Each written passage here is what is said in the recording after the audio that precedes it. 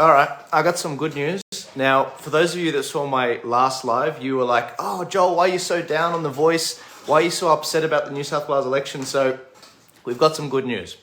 So the good news is, I don't want to speak too soon, but it appears as though there's a chink in the armor of The Voice debate. It looks like the left is almost in full retreat. And it's quite ironic because if you've been following the issues that's been going on in Alice Springs and the violence that's been going on in a lot of these rural communities, alcohol-fueled violence is taking off. And it's really sad to see, but it's really ironic and somewhat hilarious that the left in this country, the Anthony Albanese government, when they came in 2022, after the federal election, they repealed the cashless debit card, which had some restrictions on it, so that when you got payments from the government with regards to, supporting your family, you weren't allowed to use that money to go buy alcohol. You had to buy it for you had to use it to buy certain things like educational equipment for your kids. Now, what's happened is they repealed that card, so people are just getting money that they can spend on whatever they want. So they did that in mid-2022, and now it's come full circle. The alcohol-fueled violence, because of those actions, has come full circle, and the government has to address alcohol-fueled violence, and it's completely debunked their Voice agenda. And it's really funny because the right did nothing. We didn't have to do anything. The left completely screwed themselves up. The Albanese government, I'm going to read some stories out from the news, but it's just astonishing how this happened. Hubris is their downfall. It's so funny because they repealed the cashless debit card as a virtue signal to say, hey guys, we see what's going on in these communities. You don't need the cashless debit card. You can go spend the money on whatever you want, even if it's alcohol. Well, it come full circle, and now they've got egg on their face. So there's 200 people listening live right now. Give this a share, get it out there. I'm being heavily censored. Thank you, Graham Hood, for allowing me to share a lot of these live streams in the lead up to the New South Wales election. These are the stories. So what happened was, it's been coming up a lot in the news, and credit to the news for covering this. There's been a lot of alcohol-fueled violence in these Aboriginal rural communities. And so what ended up happening was Ben Fordham had Anthony Albanese on the show, and he talked a bit about The Voice. And more recently, one of the Labor MPs, an Aboriginal MP named, she's the member for Lingiari, she came out and made the point that now's not the time for the Aboriginal voice debate.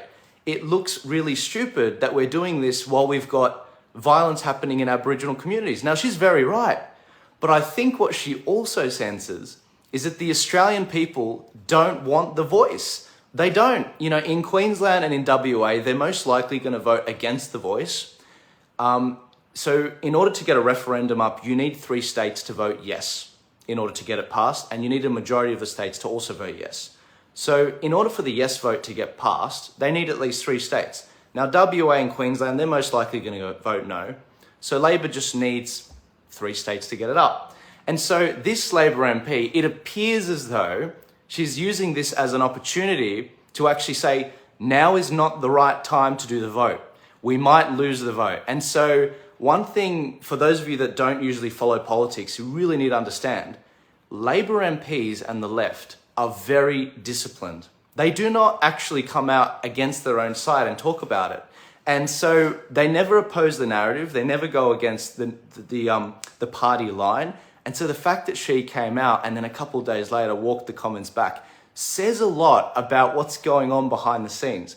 And so I thought this was absolutely hilarious. I was talking with the group last night about this, and it's really ironic, the fact that they tried to do something in these communities to help them, and it's backfired on their major plan for a voice to the parliament. And I've explained the dangers of that. And so while this is bubbling along, Anthony Albanese is being called out. His manhood is being challenged by Peter Dutton, the leader of the Liberal Party. And he's making the point, go to these areas that are riddled with violence. Go talk to them. Go see what the issues are going on the ground. Go to Alice Springs. Anthony Albanese came out in the last few days and he says, no, there's no way I'm going to Alice Springs. I'm too busy. I'm doing this, I'm doing that. And the next thing you know, Anthony Albanese is on a flight to Alice Springs, and that was yesterday. And so what he did when he got there was he had this grand plan to sort of help people with alcohol violence, and as he landed, he rolled one of those out. Meanwhile, and this is all important detail, meanwhile, the mainstream media, like the Sydney Morning Herald, are freaking out that, I'll read what they wrote, the Indigenous voice to the Parliament proposal in danger of defeat. I think there is a chink in the armour. I think they know the Aussie people understand what's going on.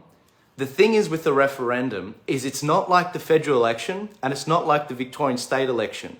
You're given a binary choice, yes or no. There's no preferencing deals. There's no 10 freedom parties or conservative minor parties. It's all a binary. It's all efficient.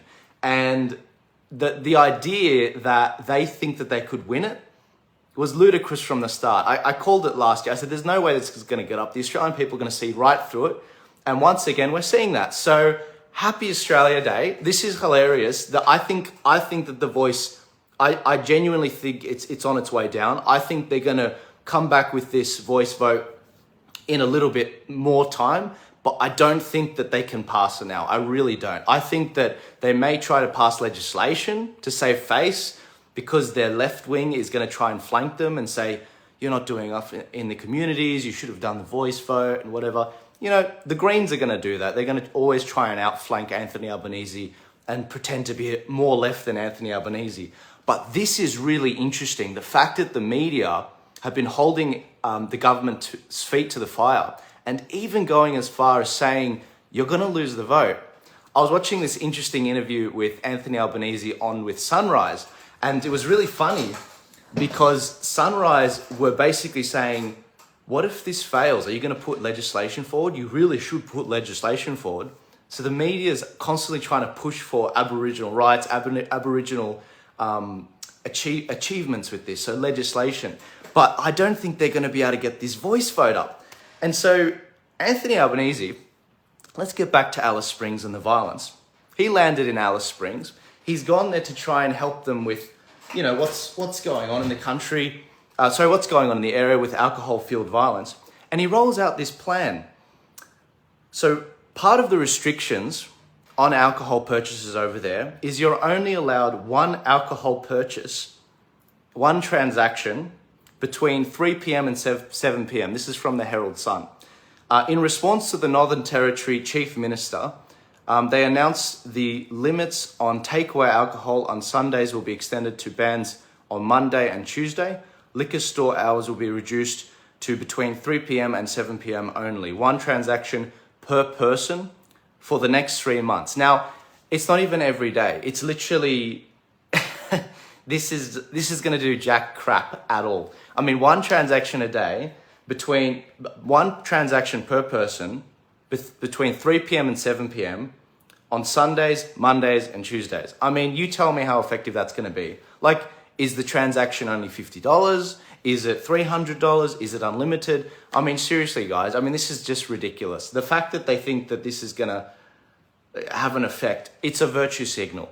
And once again, they're going to go down in flaming ruin. And don't forget this moment. I hate speaking to you guys, you know, directly at you, but remember this moment as a teaching moment. We did nothing for this. We did nothing. They did this. They screwed it up. The art of war. Never interrupt your enemy when they're making a mistake. They're doing that right now. And I think it's really funny because, don't get me wrong, it's really sad about the Aboriginals in these communities. But it's funny about Canberra because they're constantly lecturing to us in other parts of the country. In Canberra, there's such a bubble. They think they know how to solve the world's problems, when in actuality, it's actually quite a complex issue that these areas are facing. And they had the goal to remove the alcohol bans in these communities that were brought in by One Nation and the Liberal Party, the cashless debit card, so you couldn't go spend cash from the government through Centrelink on alcohol. You had to actually spend it on things to feed your family, to educate your kids. Well, they removed that. And as a result, now we're seeing it all coming undone. And so now they're putting bans back on. Now the voice is in flaming ruins because some MPs, like the MP for Lingiari, is breaking ranks with the Labor Party, which never happens. I mean, this is like, her comments could get her thrown out of the party, losing pre-selection, but she's done that. Who knows what they're saying behind closed doors? So happy Australia Day. Have a great day tomorrow. I hope you all have an excellent one. Remember to give this video a share. Thank you everyone that came out last night in the Upper Hunter. Beautiful people talking about the New South Wales election coming up on the 25th of March. Remember to see a lot of those clips that come out in the coming days and weeks. And don't forget, if you're up in Coffs Harbour, I'll be speaking at the Church and State Conference on the 11th of February. I'd love to see you guys there. I know a lot of people on Graham Hood's page live up in the Tweed Head area. I'd love to see you there. I've got a discount code for the tickets. I'll put the link to the tickets for Church and State Coffs Harbour in the description. Use the discount code, all in caps, TPA, stands for Turning Point Australia. TPA, you'll get 10% off. I'll see you guys there. The tickets are getting absolutely snatched up right now.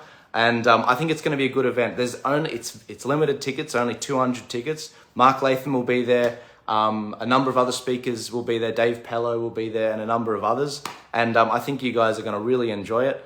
And it'll be good. But happy Australia Day. You guys have a great day. Again, it's very sad what's going on in these Aboriginal communities, but they should never have removed these alcohol bans in these communities. They should stop with the virtue signalling. They should stop with the wastage of money that's being poured into boards that are in Canberra rather than actually coming up with productive ways to help the Aboriginal people.